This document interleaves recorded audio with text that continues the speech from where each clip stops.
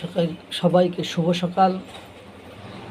আপনারা জানেন যে পশ্চিমবঙ্গের গেরুয়া ঝড়ে উড়ে গেল মমতাদের ঘাসফুল, মানে পদ্মা ফুলের দাপটে, পদ্মা ফুলের হাওয়ায় উড়ে গেল ঘাসফুল। মমতা দি উড়ে গিয়েছে, আর এরপর থেকেই শুরু হয়েছে বাংলাদেশের উত্তেজনা। এখনও পশ্চিমবঙ্গের বিজেপি ক্ষমতা গ্রহণ করেনি, শপথ গ্রহণ করেনি, তাতেই উদ্বেগ উৎকণ্ঠা বাংলাদেশ থেকে প্রকাশ করা হয়েছে। অবশ্য এর একটা কারণ আছে। আপনারা জানেন বাংলাদেশের সীমান্ত লাগোয়া আসাম, সেটাও গেরুয়া ঝড়ের অধীনে, এবং আর একটি অঙ্গরাজ্য সেটাও গেরুয়া, অর্থাৎ বিজেপির আওতাধীন, মানে বিজেপি ক্ষমতায় এখন পশ্চিমবঙ্গ। আর বাংলাদেশের সাথে সবচেয়ে বিপজ্জনক যে সীমান্তবর্তী এলাকা, যেমন আমরা ঘন ঘন 7 সিস্টার্স এ করতে চাই, তা করতে চাই, উড়াই দেবো বলি, তাদের বিদ্রোহীদেরকে উস্কানি দেবো, তাদের বিদ্রোহীদেরকে সাহায্য করব, সহযোগিতা করব, এইসব বলে যেমন আমরা আনন্দ পাই বা আমরা ভারতকে উত্তেজিত করার চেষ্টা করি, ঠিক তেমনি পশ্চিমবঙ্গ বিজেপির নিয়ন্ত্রণে আসা মানে ওরা এবার এই কাজটা খুব সুন্দর করে করতে পারে। মানে আগে যে ভয়গুলো আমরা তাদেরকে দেখাইতাম, ওই ভয়গুলো এখন উল্টো হিতে বিপরীত হয়ে আমাদের ঘাড়ের পর আসার সম্ভাবনা অনেক বেশি। এখন বাংলাদেশের একটা মহল বা গোষ্ঠী তারা কিন্তু বলে যে তারা বিজেপি তীব্র হিন্দুত্ববাদী এবং তারা খুব শক্তপোক্ত, এবং জানেন আমরা যেটাকে বলি মৌলবাদ, যেটাকে বলি সেটা যে কোনো ধর্মের হতে পারে, ধর্মীয় গোড়ামি থাকলে তারা খুব ডেঞ্জারাস হয়। এখন ঘটনা হলো যে বাংলাদেশের পররাষ্ট্রমন্ত্রী ডক্টর খলিলুর রহমান, উনি কিছুদিন আগেই ভারত সফর করে আসছেন, তারপরে ভারতের প্রশংসায় পঞ্চমুখ ছিলেন।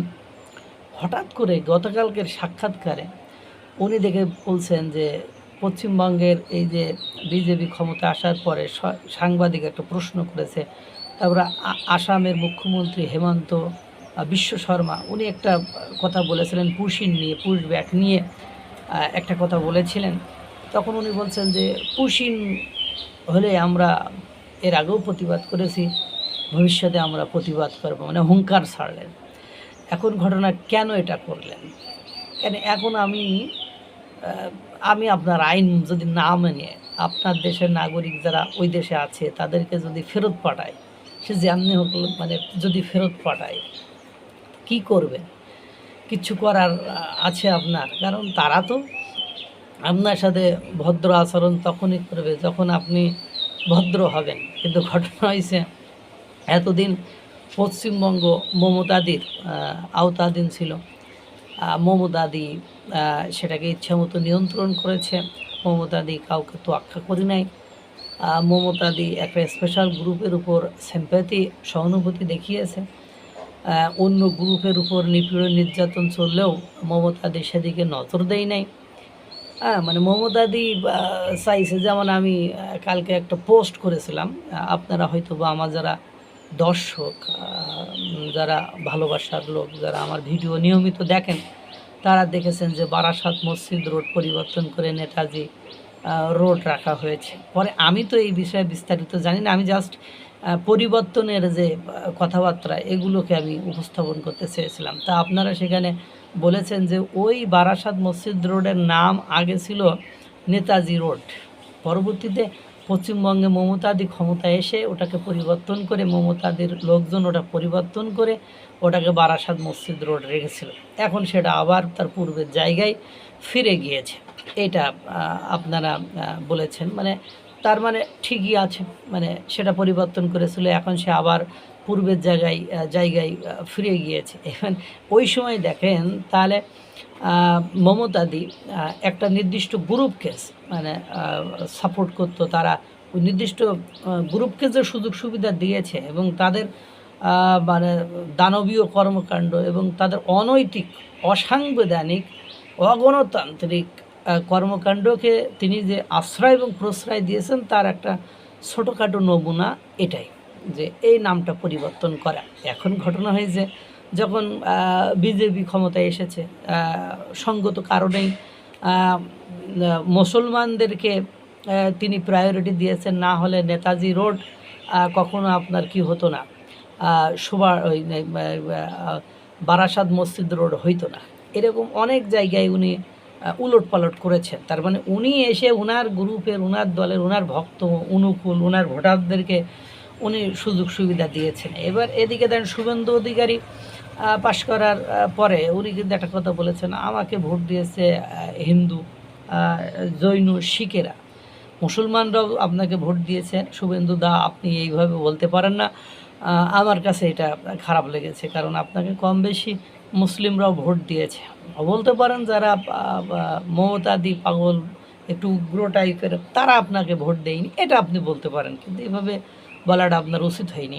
আমি আপনার প্রতিবাদ জানাই রাখলাম, অন্যরা না জানাক সমস্যা নেই, কারণ আমি তো নিজেই অনেক কথা বলি, আপনারা শুনছেন। যাই হোক, এখন ঘটনা হলো পশ্চিমবঙ্গে মুসলমানরা এতকাল সুযোগ সুবিধা পেয়েছে আপনার এসআইআর করে, যে ৯০-৯২ লক্ষ মানুষকে যে বাদ দেওয়া হয়েছে, এই ৯০-৯২ লক্ষ মানুষ ভারতীয় নাগরিক নয়। এই ভারতীয় নাগরিক যদি না হয় তাহলে এরা কোন দেশে নাগরিক? যেহেতু এরা বাংলা ভাষায় কথা বলে, এরা বাংলাভাষী, বাংলাভাষী হলে এরা বাংলাদেশি, বিষয়টি তো এরকমই হয়।